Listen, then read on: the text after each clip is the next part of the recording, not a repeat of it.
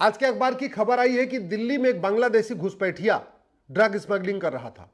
8 करोड़ की हीरोइन पकड़ी गई है उसके पास।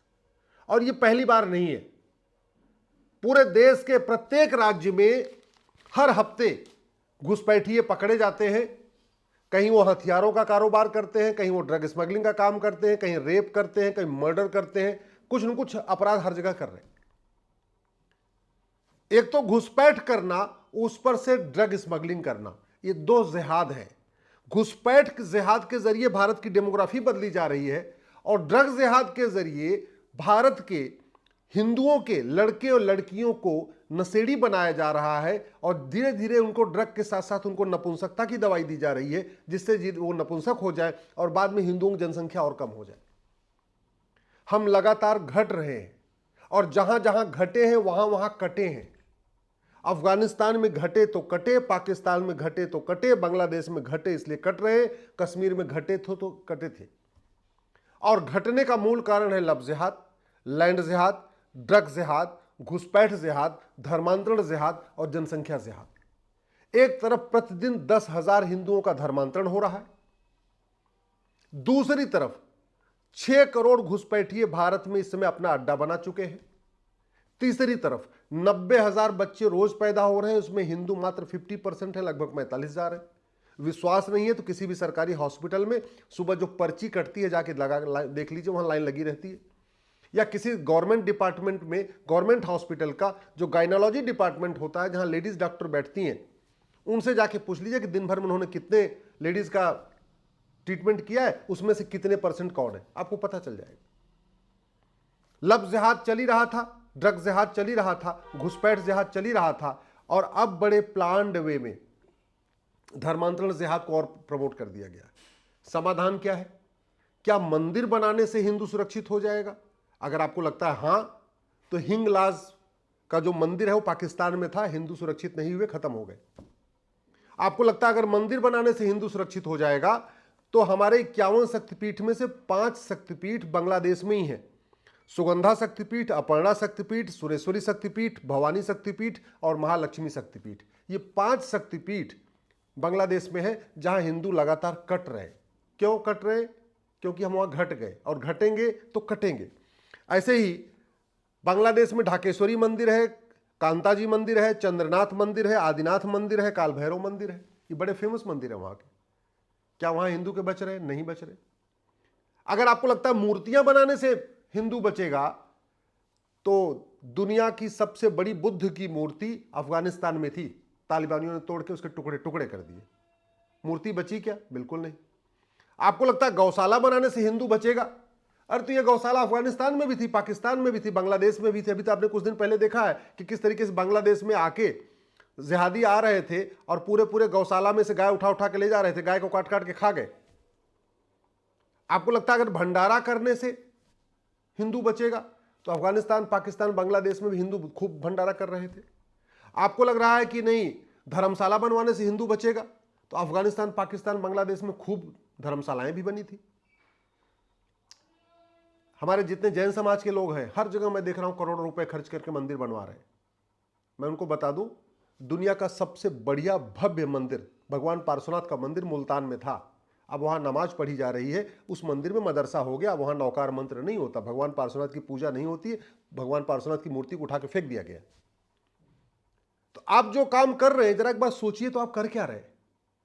आप कुछ भी कर लीजिए, गौशाला बना लीजिए, मंदिर बना लीजिए, धर्मशाला बना लीजिए, लंगर चला लीजिए, गुरुद्वारा बना लीजिए, बौद्ध मंदिर बना लीजिए, बौद्ध स्तूप बना लीजिए, जैन मंदिर बना लीजिए, शंकर जी का मंदिर बना लीजिए। ये जो कुछ आप कर रहे हैं, ये सब कुछ हमारे पूर्वज कर चुके हैं।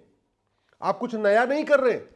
आप जो कुछ कर चुके हैं वो हमारे पूर्वज करते थे, इसके बावजूद अफगानिस्तान, पाकिस्तान, बांग्लादेश से खत्म हो गए, कश्मीर से खत्म हो गए। इसका मतलब हमें कुछ और करने की जरूरत है, और यह है कि हमें घर वापसी कराने की जरूरत है। हमें यहां पे जनसंख्या नियंत्रण कानून की जरूरत है, हमें ड्रग जिहाद के खिलाफ कठोर कानून की जरूरत है, फांसी देने के लिए कानून बनाने की जरूरत है। हमें लव जिहादियों को, ड्रग जिहादियों को, घुसपैठ जिहादियों को, धर्मांतरण कराने वाले जिहादियों को और उनके मददगारों को फांसी देने के लिए कानून की जरूरत है। जो देशद्रोहियों की मदद करते हैं, गद्दारों की मदद करते हैं, उनकी 100% संपत्ति जब्त करने, नागरिकता खत्म करने, आजीवन कारावास, फांसी देने के लिए कानून बनाने की जरूरत है। अल्टीमेटली जो घुसपैठिया आया है, जो आके यहां दिल्ली में ड्रग स्मगलिंग कर रहा है, ये जो घुसपैठिया ड्रग स्मगलिंग कर रहा है, ये कैसे आया? बॉर्डर पे 2000 रुपए दे के आया, अंदर आया, 2000 में आधार बनवाया, 2000 में राशन कार्ड बनवाया, 2000 में ड्राइविंग लाइसेंस बनवाया, 2000 में वोटर आईडी बनवाया, बर्थ सर्टिफिकेट बनवाया, सारे डॉक्यूमेंट बनवा लिए। अभी घुसपैठिया तो पकड़ा गया, लेकिन घुसपैठिया का कोई मददगार नहीं पकड़ा गया। जिन्होंने घुसपैठियों का डॉक्यूमेंट बनाया, घुसपैठियों को मदद किया, यहां बांग्लादेश से अंदर कराने में मदद किया और अंदर लाने में, उनको बसाने में मदद की, जब तक उनके खिलाफ कार्रवाई नहीं होगी घुसपैठ तो रुकेगी नहीं। और मैं कह रहा हूं कि जितने भी जिहाद चल रहे हैं, चाहे वो लव जिहाद हो, चाहे ड्रग जिहाद हो, चाहे घुसपैठ जिहाद हो, चाहे धर्मांतरण जिहाद हो, चाहे जनसंख्या जिहाद, साल भर के अंदर रुक जाएगा।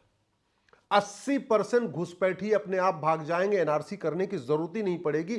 केवल सरकार घुसपैठियों और उनके मददगारों पे 5 धाराएं लगा दे, एनएसए लगा दे, यूएपीए लगा दे, वेजिंग वॉर लगा दे, देशद्रोह लगा दे, गैंगस्टर एक्ट लगा दे। केवल सरकार इतना करना शुरू कर दे, घुसपैठियों और उनके मददगारों की 100% संपत्ति जब्त करने, उनकी नागरिकता खत्म करने, उनको आजीवन कारावास, फांसी देने के लिए कानून बना दे। मैं कह रहा हूं 80% घुसपैठी अपने आप भाग जाएंगे। भय बिन होय न प्रीत, भगवान श्री राम ने कहा था, सठे साठ्यम समाचरित भगवान कृष्ण ने कहा था। ये जो धर्मांतरण चल रहा है ना, जैसे पंजाब में भी चल रहा है, दिल्ली में भी चल रहा है, यूपी, बिहार, बंगाल, हर जगह धर्मांतरण चल रहा है। क्यों चल रहा है? क्योंकि धर्मांतरण बहुत बड़ा अच्छा फायदेमंद धंधा है, बाहर से पैसा आ रहा है। तो जब तक विदेशी फंडिंग नहीं रुकेगी, हवाला के जरिए फंडिंग नहीं रुकेगी, धर्मांतरण होता रहेगा।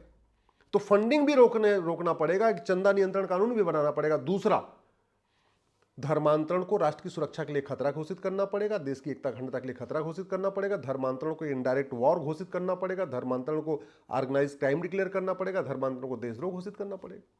इतना कर दे और धर्मांतरण कराने वाले मिशनरियों, जिहादियों और उनके मददगारों के खिलाफ एनएसए, यूएपीए, वेजिंग वॉर, देशद्रोह, गैंगस्टर एक्ट लगाना शुरू कर दे, उनकी प्रॉपर्टी जब्त करना शुरू कर दे, आजीवन कारावास देना शुरू कर दे, नागरिकता खत्म करना शुरू कर दे। मैं कह रहा हूं 1 महीने के अंदर धर्मांतरण रुक जाएगा, पूरे देश में रुक जाएगा। ये जो पूरा ड्रामा चल रहा है ना, ये सब सारा ड्रामा बंद हो जाएगा। 90,000 बच्चे रोज पैदा हो रहे हैं। जब मैं जनसंख्या नियंत्रण कानून की बात करता हूं तो कुछ लोग कहते हैं अरे हिंदू तो मान लेंगे, कन्वर्टेड हिंदू नहीं मानेंगे। मैं कह रहा हूं कन्वर्टेड हिंदू भी मानेंगे।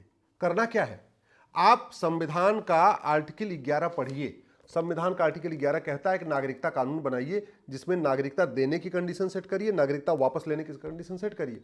और इसके बाद नेहरू जी ने 1955 में कानून बनाया भी, लेकिन इतना घटिया कानून है कि आज तक सबको नागरिकता मिली, किसी की नागरिकता गई नहीं।